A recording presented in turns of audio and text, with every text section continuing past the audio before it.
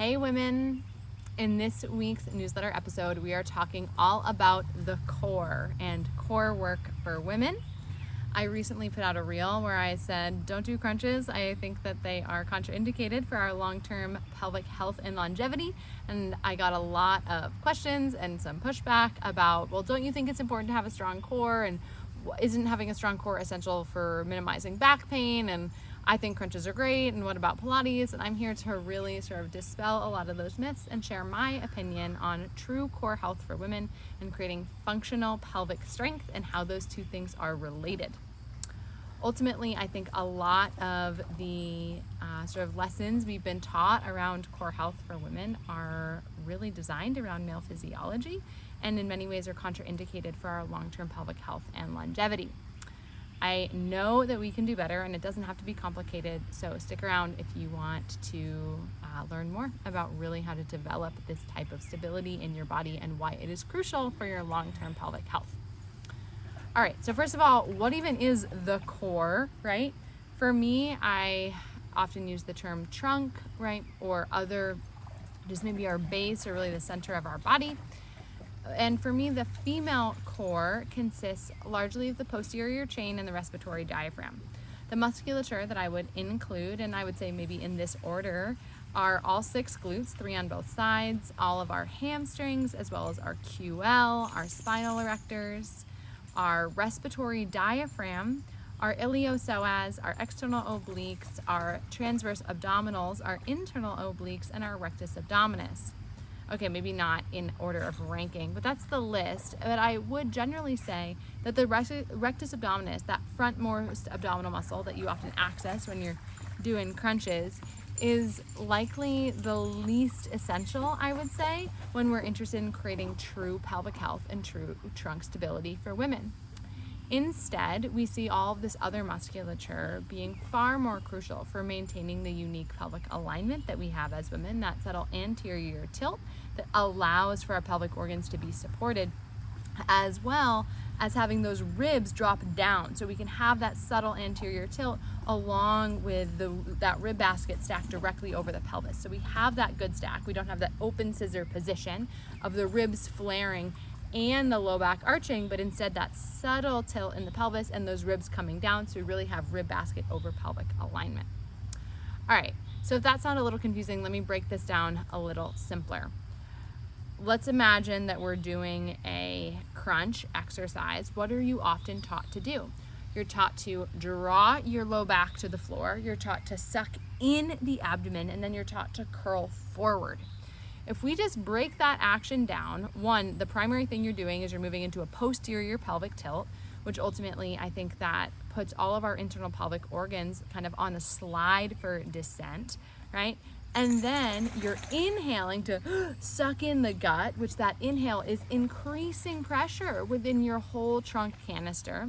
So imagine a balloon is inflating and you're pushing on the outside because you're inhaling and you're expanding the lungs while sucking in and having pressure from the outside in.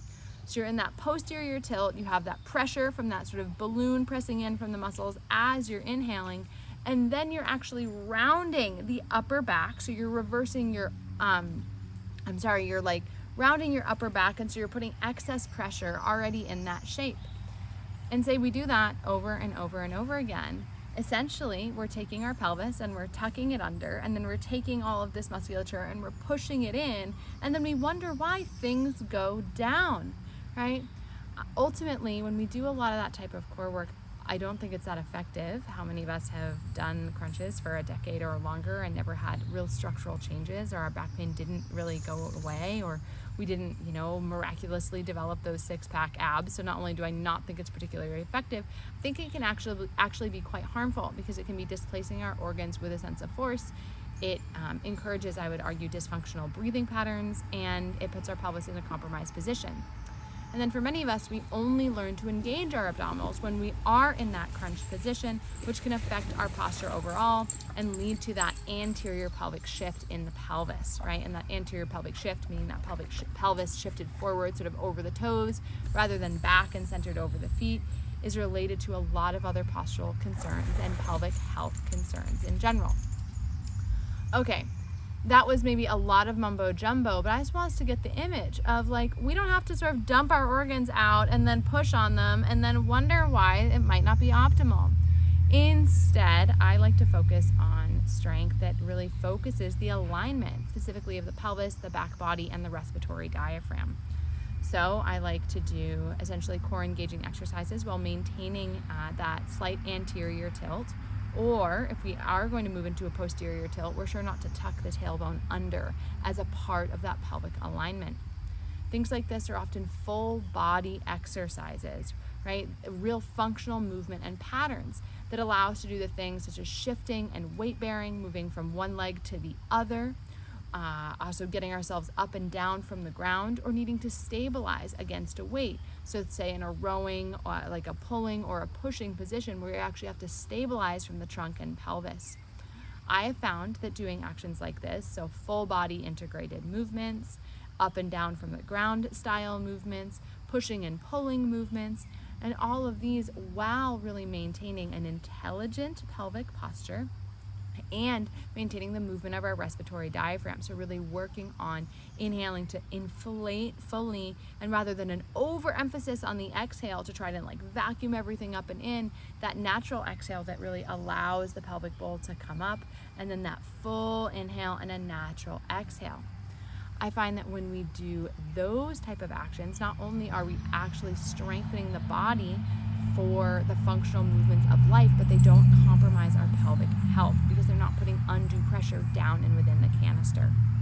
I've also found, as someone who has done a ton of yoga and a ton of Pilates and a lot of bar classes over the years, that this type of action translates better to my daily life.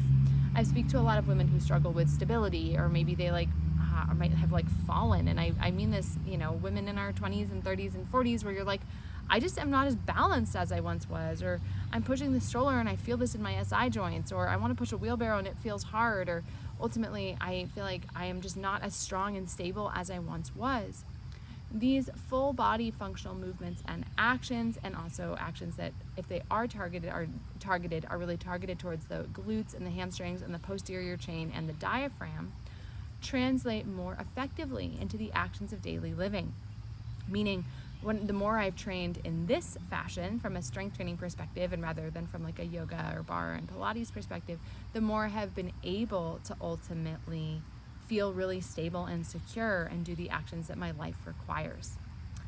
Okay, that's the general take that I have, but I do want to kind of go in there a little bit and say that not all things are created equal.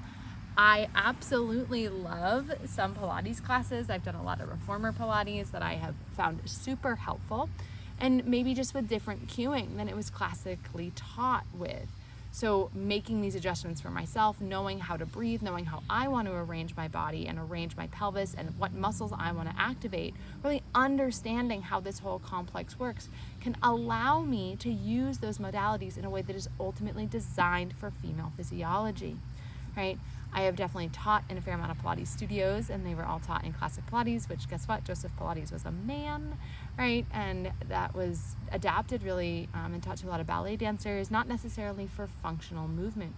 That doesn't mean we can't utilize these systems and sort of adapt them to be more suited for female physiology. I totally think that's possible. So if you're really into your Pilates, either you're a Pilates teacher or you love going, I understand, I love going to Pilates too, but really learning this stuff can help us shift and really maintain our pelvic health and integrity and utilize those movement practices for the best, right? And for our overall pelvic health. I would say the same goes for your yoga practice. I have been a yoga teacher for, oh my goodness, now almost 15 years.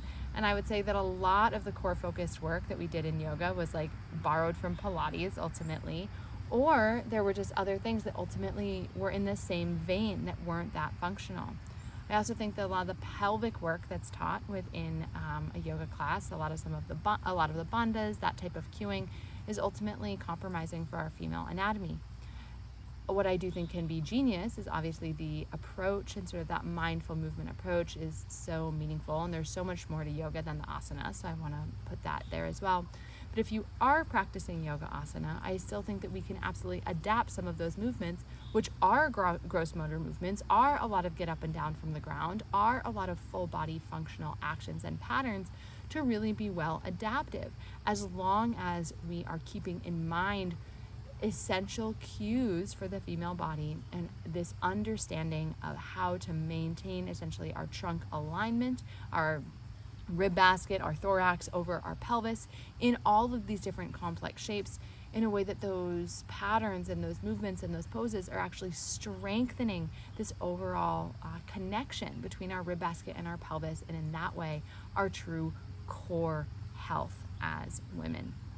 Okay, so the takeaways here: crunches, in my opinion, aren't the thing. There are so many other beautiful actions that really encompass a full circumferential approach, and that's really how I want to be utilizing that type of movement. I absolutely think that having core strength is helpful, but again, I define core strength as including the glutes, the hamstrings, muscles of the back, and the diaphragm.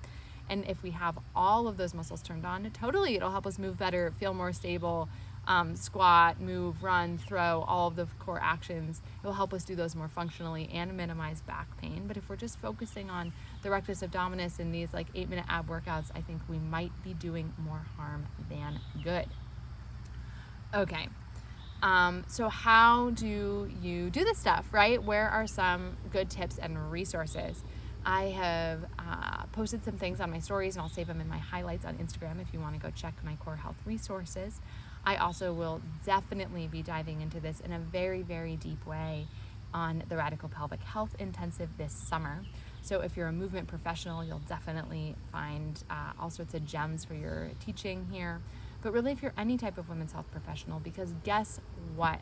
When we have true core health for women, when we actually really understand these principles, it affects all of our organ function. It allows us to heal our prolapse. It allows us to have more comfortable sex. It allows us to have better orgasms. It allows us to minimize any pelvic pain, all of this stuff, right? And so really focusing on the structural components of our health, I think it's an often overlooked component of women's health, and we'll be getting into that and how it relates to all of our structural systems. So if you're someone who wants to strengthen your body, get back into your movement practice, and do so in a way that is truly female focused and helps you answer all these questions for yourself and gain your deeper understanding, that's what we'll be doing on the Pelvic Health Intensive this summer, among so many other things. Movement is not the only thing we'll be doing, but that will absolutely be a daily component. We'll have 3-hour workshops where we're doing really intelligent movement for the female body.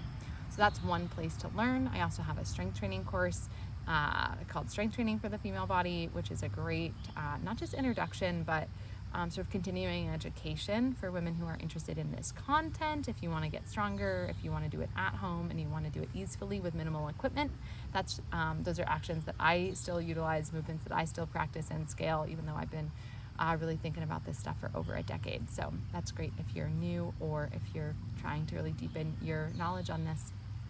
Okay. Would love to hear your thoughts or comments on this topic of true core health for women. If you have any of your beloved exercises, I guarantee you that we can maybe retrofit them for being functional for women. So let me know in the comments, or you can shoot me an email or DM me on Instagram.